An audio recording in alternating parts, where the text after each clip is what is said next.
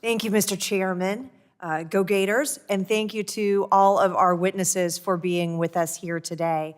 I'd like to go back to you, Mr. Whitman, for some follow-up questions. In your testimony, you advocate for Congress to establish a uniform name, image, likeness, and revenue-sharing framework in line with the House settlement.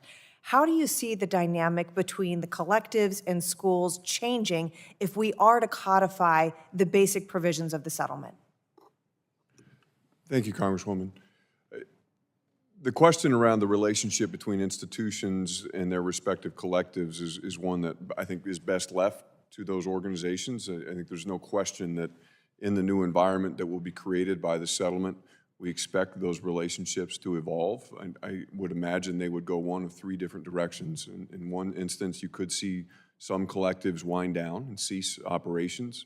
Secondly, you could see some collectives that come, quote unquote, in-house to the athletic program and begin to operate internally under the umbrella of the athletics department. Or third, you could see some collectives continue to exist separate and apart from the athletic program, but repurpose their focus and begin to develop true market-based NIL opportunities for student athletes. And I'd also like to discuss the application of antitrust laws to collegiate sports and the NCAA. In your testimony, you distinguish between a blanket exemption and a safe harbor. Why do you believe that a safe harbor is appropriate, and why is that important for collegiate sports? It's important today to understand that we have leadership across college athletics that recognizes the need for college athletics to evolve and change, to modernize the structure that has existed for decades around college sports.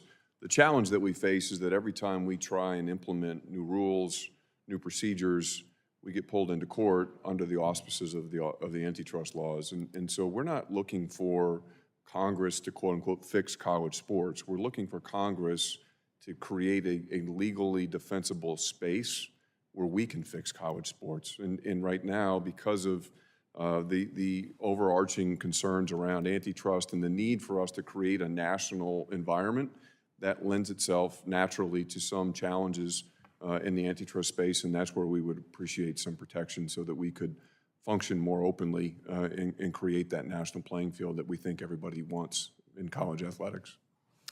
Mr. Egbo, I'd like to go back to you.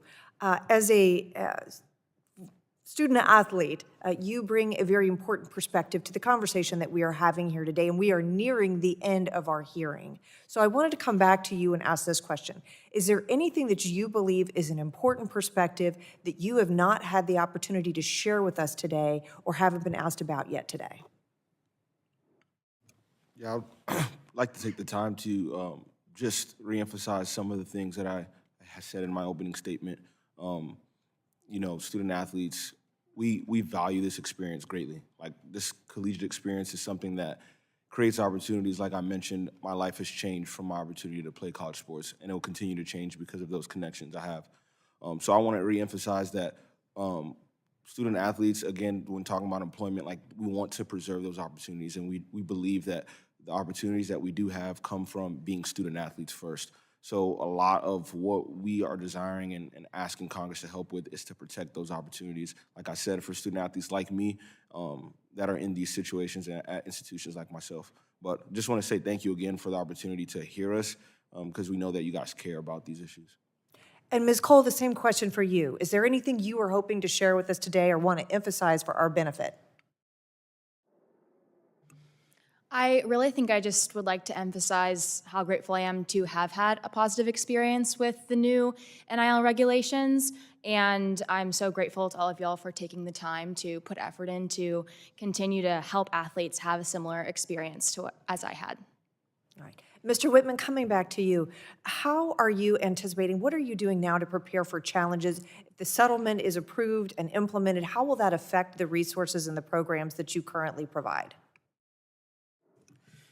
It will allow us to begin generating additional resources, we think, through a number of different avenues. It'll allow us to begin providing direct compensation to our student athletes in the form of NIL licenses, allow us to control that environment more, to provide greater accountability to our student athletes.